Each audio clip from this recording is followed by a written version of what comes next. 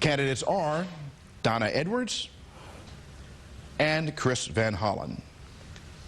Questions tonight will be posed by our panel. They are Dr. Ann Cotton, Director of the Schaefer Center for Public Policy here at the University of Baltimore, Andrew Green, Editorial Page Editor for the Baltimore Sun, and Baltimore Sun columnist Dan Rodricks.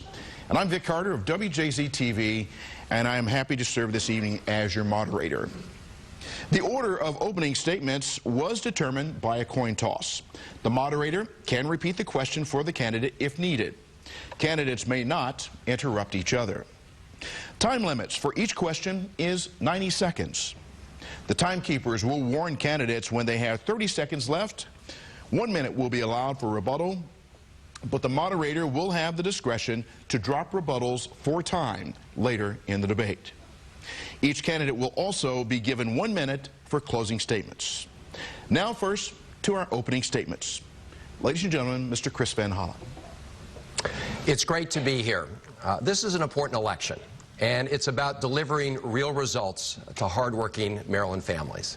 That's what I've done since my first days in the Maryland legislature, when I teamed up with Maryland moms to beat the NRA and pass gun safety legislation.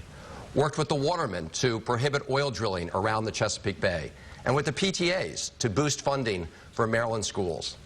I've taken those same fights to the United States Congress. Just last week, I once again led the fight to protect Social Security and Medicare against the Republican Tea Party budget cuts. So I know when to fight, and I know when to find common ground, because we can't allow division in Washington to stop all progress for working families. Look, I've never believed it was enough to be just a vote, or only a voice. I believe, like Senator Mikulski, in delivering results for Maryland families, and that makes all the difference. Thank you very much, Mr. Van Hollen. Now, Donna Edwards. Thank you. Maryland is a state with so much going for it. We have great colleges and universities, including historically black colleges and universities. But for too many Marylanders, they are falling out of the middle class and really just struggling to get in. And I know something about that struggle.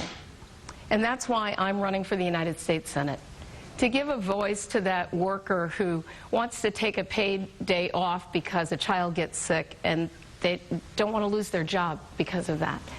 For the young woman who makes 78 cents on the dollar and knows that she should be paid the same as a man doing the same work.